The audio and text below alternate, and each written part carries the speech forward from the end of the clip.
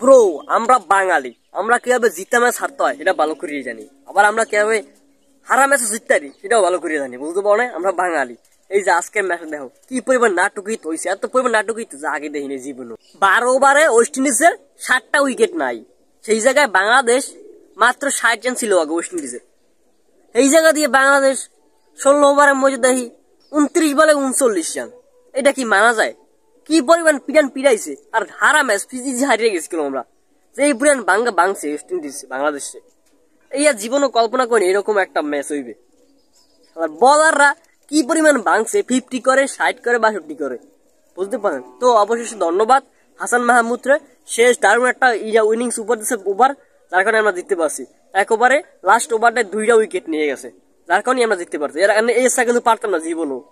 এক ওভারে ছিল 6 বলে 9 রান, সেই জায়গা দিয়ে হাসান মাহমুদ ম্যাচটা হাতে নেছে।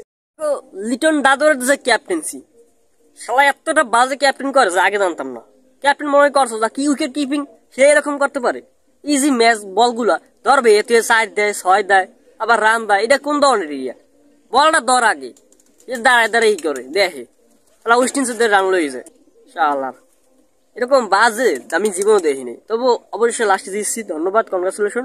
এটাই, এর স্যার কিছুই নেই, আর কিছু বলাও নাই, কারণ আমরা হারার দলই, বুঝতে পারলেন? বেশিরভাগই হারি, 90% হারি, 10% জিতি, হ্যাঁ জিতি না। তো এগো দিয়ে কিছু আসা নাই, এগো দিয়ে ধান চাষ করলে অনেক ফলন হইতো ভালো, আমি জানি ভালো করে। তবু জিতছে, ধন্যবাদ, কনগ্রাচুলেশন। ওয়েস্ট ইন্ডিজ যে ওই যে 7টা উইকেট পড়ার পরও যেই পরিমাণ সুন্দর দারুণ ইনিংস খেলছে, এইরকম বাঙালি হইলে জীবনও পারতো না, বুঝতে পারলেন? যেই সুন্দর একটা বল করছে, যেই জায়গায় 59 না 69 রান ছিল, 148 রান টার্গেট দিচ্ছে বাঙালি ওয়েস্ট ইন্ডিজে, সেই জায়গায় ওয়েস্ট ইন্ডিজ পিড়াই